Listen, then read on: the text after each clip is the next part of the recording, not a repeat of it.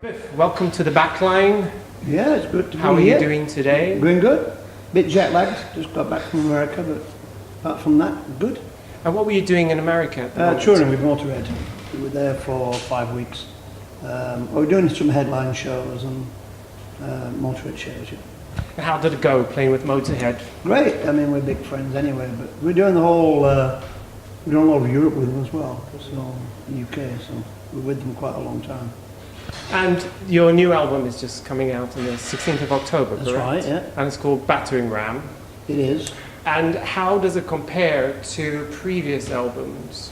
Well, success-wise, I don't know. It's not out Well, yet. as regards to sound. Well, none of our albums really sound the same. I mean, each one's pretty unique. So I think this one's obviously a bit more focused. The style is more, more like a battering ram.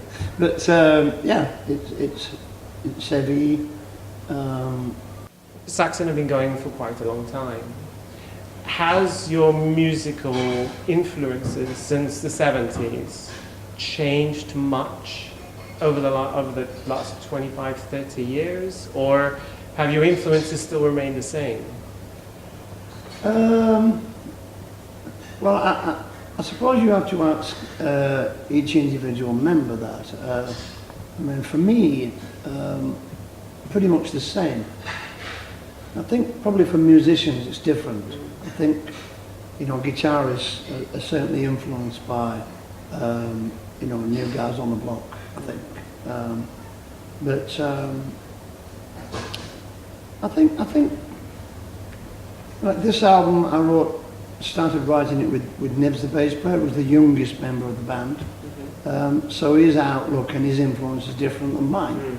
So, some of the guitar riffs are definitely more modern in this style, without a doubt. How does the typical songwriting process work? Because obviously you were talking about you work with the guitarist. How does it work usually? Do you come with an idea, tell the guitarist, or do you work together for songs? It differs. It could be any one of those. Which do you prefer? Because some artists, they prefer to just work on something, have a rough demo, send it to the other people in the Well, band. Battering Ram, I had the lyrics. I had the main lyrics first, and the melody. In fact, I wrote the melody for the backing of Battering Ram. Sometimes easy for me to write my own back into a chorus, because you just follow what I'm singing, basically. But I think, generally, our music is guitar based. So the guitar riffs are a very, very important part of the song. They're not like backing chords, if you know what I mean. So we have put a lot of emphasis on the guitar riffs, and are they good? Are they cool? Do they sound great? That sort of thing. Just fine details. Your lyrics, you talk about your lyrics sometimes, and some of the songs have quite deep, meaningful lyrics.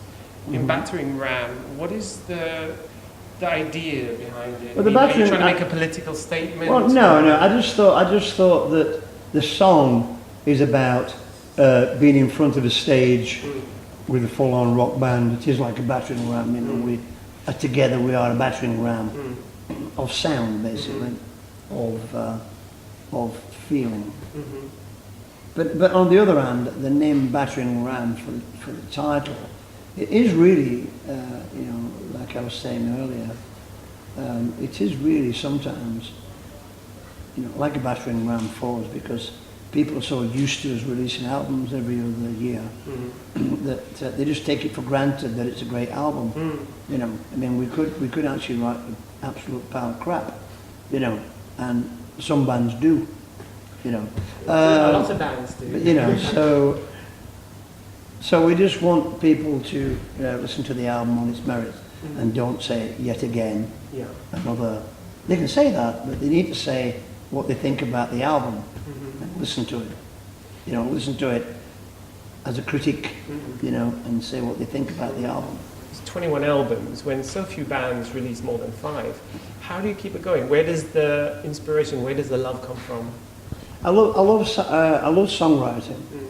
I like writing lyrics. I like writing poetry. So I suppose the love of that comes from there, really.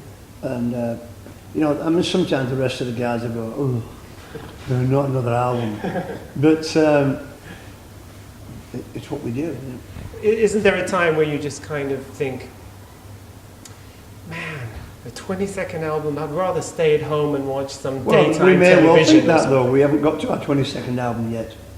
I mean, things are fluid. I mean, things are fluid. I mean, you know, I might decide to manage my son's band. He's 17, just started. You know, we could, you know, you change your mind in an instant. You've played thousands of concerts and you play everywhere in the world, in all these countries.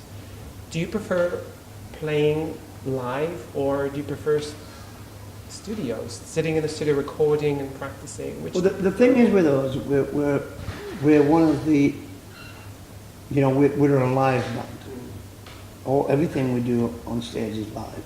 We have no click tracks, we have no reinforcements. If we use samples, Nibs, the bass player, plays them on pedals, so that's, you know, although it's a sampled keyboard, it's still live. It's played live. We have no, you know, we have no hard drive running. So for us, it's hard work playing live every night in front of a lot of people because you've got nothing. You know, you can't relax and sit back in the click track and have things running. Yeah. You know, I can't have a ghost vocal and things. We don't have that sort of thing. I'm not saying anything wrong with the bands that do use it. It's their choice, you know. But we're not really into reproducing the album. We're into playing our songs live. It's a mental thing. It's a totally different mental outlook. You know, we have played shows with orchestras using click tracks and, you know, bass synths on hard drives a couple of times. But generally when we go out and play live, we think it should be live. That is our opinion, that's what we do. So you're definitely a live band. Studio is fun? We love studio, we love creating is what we love. But we don't spend years creating that album. We get it off our chest. We write the album, which is quite intense. Yeah. That's the hard work of making an album. I think recording an album is really easy. Everybody knows what they're doing. You know, they're all great players. They're all professionals. You know, so making the album, really, you know, we give Andy Sneap the production of this album, and he kept it under control. Is there any particular area in the world where the fans are more nuts and crazy than others? Well, everybody. I mean, yeah, South America is a crazy place. But having said that, you know, Sweden can get there. You know, it just depends which songs you play. It's true. Do you know what I mean? I mean, the thing is, you know, we're not when we do headline shows, we're not trying to you know, steal anybody else's fans. They're our fans. Yeah. So, you know, the fact that they still come and see us is a fantastic thing anyway. And very satisfying. Yeah, but I mean, whether you play 95,000 people at Wacken on a headline show or whether you play to, like, you know, 750 people in Chicago, you get beyond the money thing. Sure. It's about the fans coming to see the band performing for the fans, and that evening, that concert being totally special for them. That's what we're into, and that's where the live thing comes from. Your album's coming out in a couple of weeks. Yeah. The plans after that, besides touring, are you just going to be touring it around the world? We're going to tour it around the world. We're doing festivals, so it'll be mixed up. You know, we'll be playing as many new tracks as we possibly can. You know, so yeah, we're waiting to see how the album does. It's a mystery. It's you either win the lottery or you don't. It's just, you know, it's just, I don't know. It's in the lap of the gods. Okay. Your album comes out on October the 16th. You know, does it come out everywhere? Does somebody make a mistake? Do people buy it?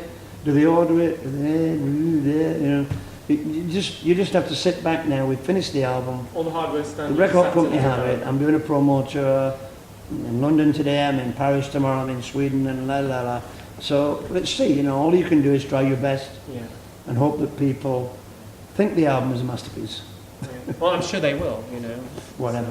So, well, thank you so much, Biff, for coming and talking to the Backline. Anytime. I wish you all the best. Yeah. Good luck with the album, and I look forward to seeing you next time you're in London. Yeah, thank you very much. Thank you very much.